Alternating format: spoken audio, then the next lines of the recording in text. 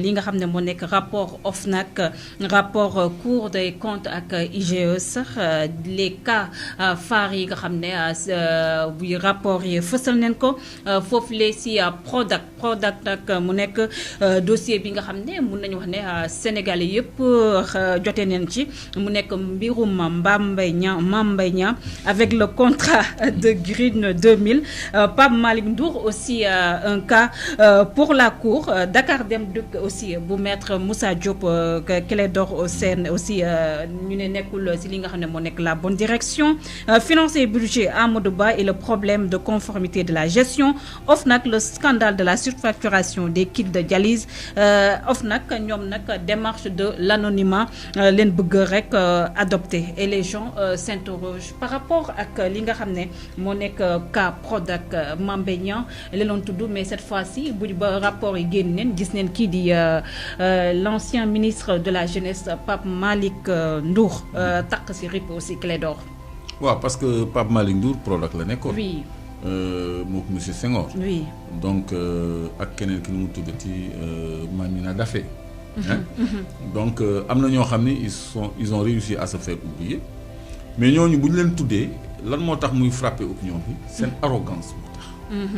parce que c'est des arrogants en fait c'est des gens qui insultaient qui menaçaient qui médisaient alors que ils ont des choses à se reprocher. En tout cas nous on a des choses à leur reprocher léegi nag Prodac dossier Mame Mbaye Niang bi xam naa dañ ni kii il dit exactement la même chose et tout le temps parce que fii wax naa ko fi waxaat fi wax ko feneen waxaat ko fi ni ci procès bi je démarre ci procès bi pour ñëw ci rapport yi parce qu'on disait qu'il y avait pas rapport parce que ñoom ils ont la possibilité de retenir le rapport ñu ànd léegi génne leen ko opposition du ko mën a génne duñu mën a dem ci bureau ministre bi wala ñu dem ci corps de compte IGE wala IGF c'était IGF c'était le ministre de Amadou Ba à l'époque mënuñu fa dem après c'était Daouda Diallo qui occupait la maison oui mënuñu fa dem génne dossier bi alors ils disent bon y a pas rapport donc Ousmane Sonko dañ koy condamné topp ko ba raison boobu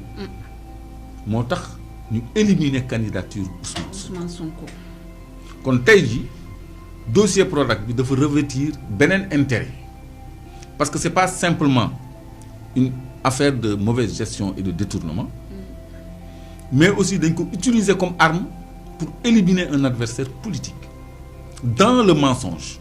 Malheureusement la défense avait choisi de ne pas siéger, de se retirer et ce qui n'avait pas permis ñu déglu les témoins que nous étions Birahim Touré et moi. Birahim Seck c'est une pilule c'est un os qui m'est resté en travers. Ça c'est sûr Clédor. Birahim Seck devait prouver qu'il y avait rapport parce que def na ci benn livre. Devait prouver qu'il y avait une lettre du ministre qui avait ordonné les décaissements et les paiements avant même la signature du contrat et qui avait tout enclenché. Donc foofu responsabilité ministre bi dafa engagé. Man je devais prouver qu'il y a eu détournement. Parce que détournement am na au moins ci 5 milliards yi nga xam ne ci suñu or bi ñu jaay lañ ko jëlee on a vendu 10% de notre or pour dugal ko Prodac. loolu bi mu ko dalee wax ba léegi Mame Mbaye Niang musul yëngatu ci ma déjà entendu le dire. Encore et encore et encore. Oui. Parce que ci rapport ITIE bu 2017 la ñu épinglé transaction boobu ni Euromine Joint Venture Group Teranga Gold versé na État du Sénégal 10 millions de dollars c'est-à-dire 5 milliards au titre de sa renonciation à l'achat de 10% d'actifs supplémentaires yi moo doon am ci or bi léegi somme boobu au lieu ñu dugal ko ci budget bi au lieu mu dem trésor dañ ko def affectation directe parce que affectation directe kese sàcc la parce que dafa dëppawul ak règle de principe budgétaire hein donc principe budgétaire dafa consacrer universalité dafa am les règles d'universalité donc affectation directe dañ ko ci tere parce que y a une règle de non affectabilité. Okay. Donc du ñu affecter directement parce que toute dépense et toute recette doivent obligatoirement figurer au budget donc le fait que ñu affecté ko directement domaine agricole Prodac maanaam Itato c'est un délit. Mais yamuñu foofu le rapport poursuit qu'une partie de ce montant a été directement affectée au fournisseur. waaw fournisseur bi moo doon Green 2000. Green 2000. c'est les Israéliens. et l'autre partie sans préciser de montant doo xam suñu ne woon la moitié sax nga xam ni c'est divisé par deux dañuy une partie au fournisseur et une autre partie au ministère concerné. alors le ministère concerné c'est le ministère de Mame Mbaye Niang. maintenant Pape Malick Ndour li ko ci dugal moom foofu la nekkoon. le moom bu fekkul woon ni amul lu ñu koy reproché rapport bi du ko tudd. et c'est des rapports définitifs nit ñi dañ leen jox possibilité ñu justifier wu. et il y a eu 2 décaissements. oui voilà. donc décaissement yooyu c'est pas des décaissements yu orthodoxes yu respecter orthodoxie. voilà donc ñoom ils doivent répondre de ça. donc topp nañ ñu pendant 2 ans ci affaire IGF IGE rapport par rapport hein moom mii tey jii comment il peut poursuivre Ousmane Sonko pour 200 millions. qu'on doit lui payer comme dommages et intérêts. loo xam ne musul am ci diffamation. poursuite yooyu est-ce que ba tey amati. bon am na si jaar na fi je sais pas si c'est pris en compte. mais loolu moo tax ci la ñu sukkandiku ci le conseil constitutionnel langaamu. pour ni Ousmane Sonko dafa am condamnation définitive mënul bokk ci élection yi.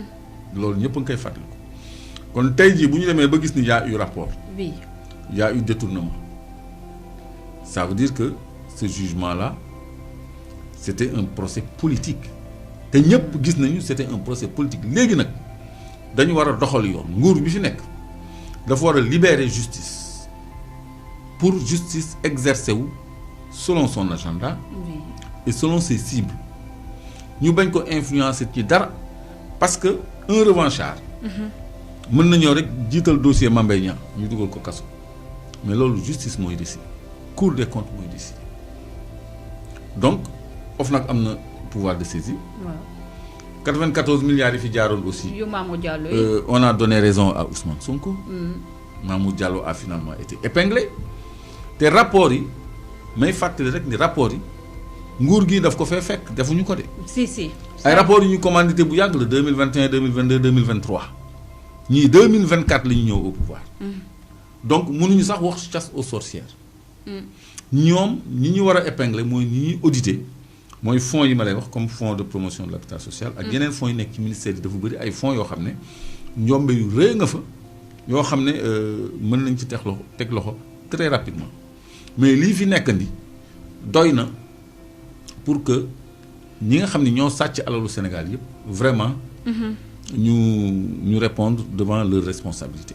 oui parce que nguur gi dañ ko fal pour mu jubbanti pour mu rendre justice. pour ñu am une bonne gouvernance ñëpp ñi nga xam ne dañu am ay écart de comportement ci suñu ay deniers publics yoon daf leen war a topp. donc loolu je crois que dama koy fàttali tout le temps parce que nguur gi du nguur goo xam ne dañu jóg un bon dimanche rek ñëw solu ba jekk dem voter. on s'est battu pendant des années. depuis 2021 Macky Sall mu ñuy xeexloo. xeex pour am candidat xool stratégie ak stratagème yi Pastef def yëpp pour mën a am candidat finalement. Sonko s'est battu jusqu'au dernier moment ba ñuy def la dernière validation de la liste des 19 passé na à toutes les étapes dernière étape bi lañ ko téye fekk heureusement mettre na en selle Bassirou Diomaye Faye ak Habib Sy ak Cheikh Tidiane Dièye donc loolu nit ñi dañoo xeex y a eu des morts. y a eu 2500 prisonniers politiques ñoom Ousmane Sarr ñu bërki Dembo Ndiaye la ñu génn après la Korité seulement. et il paraît qu'il y en a encore il faut vérifier ça. Il y a des blessés, il y a des exilés, il y a un lourd tribut bu population bi def pour mettre cette équipe-là au pouvoir. Tout à fait. Donc l'attente, elle est grande. Donc waruñu am benn clémence, benn tergiversation dans cette reddition des comptes. On avait dit qu'il n'y aurait pas vengeance, mais il y aura justice, qu'il y aurait justice. Donc ñun on attend que justice soit rendue. Parce que fi mu nekk nii mënuñu wax vengeance bu fekkee da nga yëkkati rapport boo xam ni Basirou Gueye procureur bi nga xam ne moo chargé ñëpp moom moo ko def. ñu ne indi rapport bi teg ci table bi mu ne waaw dinaa ko indi dans les délais. mu indi teg ñu fekk fi rapport IGE Cour des comptes régulièrement day génne rapport donc yooyu yëpp bu ñu ko exploité benn rapport Covid 19 bi rek yaa ngi wax tantôt surfacturation wu kit de dialyse yi. voilà c'est sur la misère des gens que la ñii doon enrichir. mais Clédor balaa ñuy ñëw si surfacturation dialyse beeg Dakar Dem Dikk yeeg ainsi de suite même sax mbir bu doy waar bu am foofu le Médina Prodac Clédor yaa ngi leen Médina moom ça fait rire. mais Clédor. Prodac déjà y a 5 mois la koy wax y a eu 2 décaissements. benn décaissement bi mun nañu wax ne carrément avant kii di le ministre l'ancien ministre bu yor wàllum jeunesse bi Pape Malick Ndour lañ ko def na 1 et quelques milliards yoo xam ne rek dañ ko waroon jox li nga xam ne moo nekk entreprise boobu Green 2000 après à l'arrivée de Pape Malick Ndour aussi il s'est trouvé que lu ñu waroon def par rapport ak liggéey boobu ameewut Pape Malick Ndour aussi waxaat pour ñu décasser waat lu toll ci 1 milliard 200 et quelques millions Clédor là on nous parle d'un décaissement boo xam ne kenn xamul fu koppar bi jaar tey jii est-ce que mën nañu wax ne carrément dans un état qui est normal mën nañoo décaisser ay milliards yoo xam ne duñu xam naka leen ko décaisser tey jii lan moo war a nekk les poursuites judiciaires yi nga xam ne gouvernement bi ñëw war na ko def vraiment pour éclairer les Sénégalais par rapport ak milliards yooyu fu mu jaar. Poursuite judiciaire bi mooy mettre les gens devant leurs responsabilités. Voilà pour mauvaise gestion et détournement de deniers publics. parce que loolu détournement parce que xaalis boo xam ne kenn xamul fu mu jaar. Voilà. Détournement la et Prodac c'était un bon projet. boo xam ne mënoon na absorber beaucoup d'emplois. on parlait de 300 000 emplois. Voilà même boo atteindre la moitié de l'objectif sax c'était déjà pas mal. parce que waroon nañ def 11 domaines agricoles communautaires. oui ñaar rek ñoo ci opérationnel lool mooy bu Kër Ibra Kane bi ak bu CFA bi je crois. mais bu Itato bi nga xam ne moom la ñuy def suñu xaalisu or bi. dara amu fa yeneen yi dara amu fa. sur 11 2 lañ fi def un début d'investissement kon tey jii bu fekkee ni dañu décaisser ay fonds. oui yoo xam ni lu ëpp milliard yoo xam ni xamuñu fu mu dugg. 1 milliard 200 et quelques millions. waaw moo tax ma ni lu ëpp milliard. voilà xamuñu fu mu dugg mais ñoom dañuy dem ci kanamu yoon parce que rapport bi. demandé na leen explication bu ñu joxe woon explication bu leer mais du dem ci yoon. rapport définitif la donc ñoom nañu dem wuyu ji parce que Macky Sall moo bëgg situation. Tu penses que Macky Sall ne savait pas tout ça? Tu penses qu'il n'avait pas tous ces rapports? Il avait tous ces rapports mais il aime ça. boobu mu ko defoon sa coom bi. il aime tenir les gens Macky Sall. Oui. Il aimait tenir les gens. da lay tenir ci benn rapport ba noppi def loolu un sale boulot. Tu le fais donc c'est ça son style. moo tax mën na la sax promouvoir pour que tu le serves encore mieux dans le mauvais sens donc lii moo war a jeex tey. Oui. en mettant les gens devant leurs responsabilités sans se soucier ni nit ñi mbaa duñu wax ni chasse aux sorcières mbaa duñu wax vengeance non justice le peuple a soif de justice. Parce que ce sont ces arrogants-là qui nous insultaient qui nous brimaient qui nous réprimaient au moment où nit ñi di deew Covid. Oxygène. dañ ci tegoon ay deal kooku beneen affaire la yoo xam ne man dinaa leen ko tegal ci table bi le moment venu. waaw oxygène pénurie d'oxygène on a eu des pénuries d'oxygène pour des questions d'argent. Ah oui. Des gens sont morts ndax affaire xaalis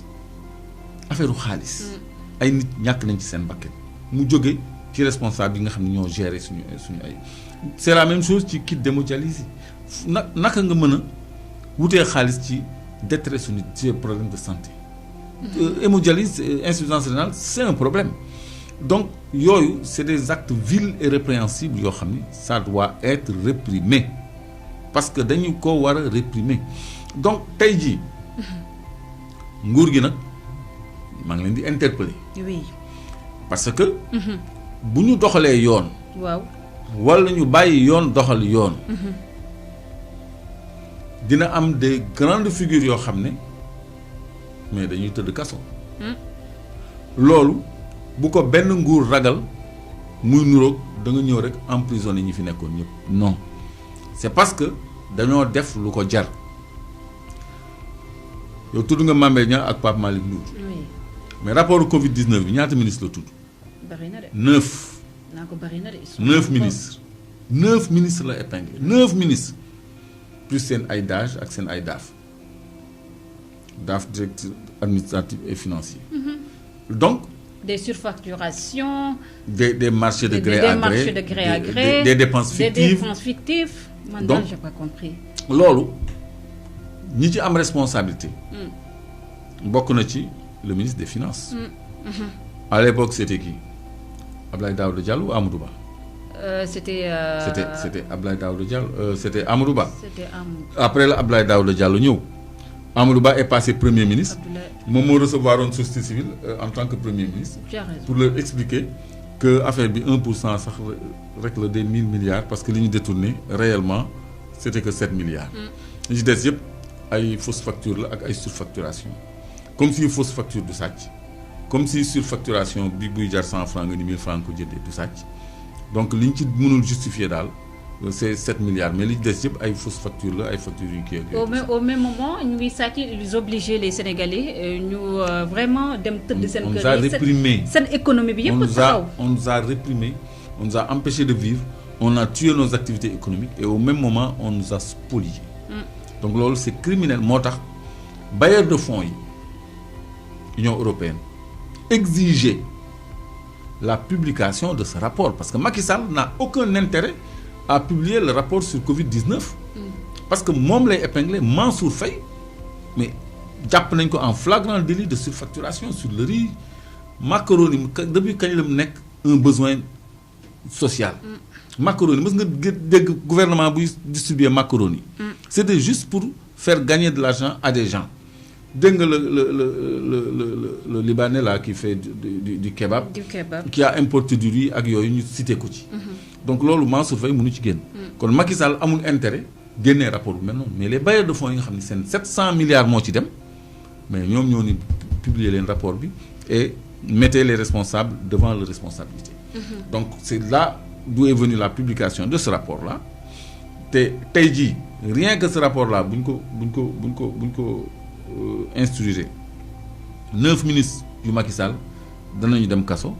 en plus de affaire Prodac bi. en plus de affaire université bi. en plus de affaire 94 milliards yi dossiers yi dañoo bëri ba nga xam ne. doo mën a te loolu du nguur gi non moi on m'a envoyé les rapports mais honnêtement j'ai même pas tout compulsé parce que tellement c'est volumineux et puis doo am jot bi. moi j'en ai lu que 6. voilà tu n'as même pas le temps. dafa bëri dafa gudd en fait. et puis Seynabou Ndiaye Diakhaté avait dit à Bassirou Gueye en lui passant le témoin attention je t'ai remis 73 dossiers. à instruire au procureur xam nga 60 dossiers procureur boo ko joxee 73 dossiers te benn rek Covid-19 épinglé 9 ministres mais qu'en sera-t-il de 73 dossiers. avec toute la littérature. waaw qui s'ensuit. te loolu OFNAC kese la. Cour des comptes mu ngi fi. IGE mu ngi fi. ARMP ak DSMP ñu ngi fi.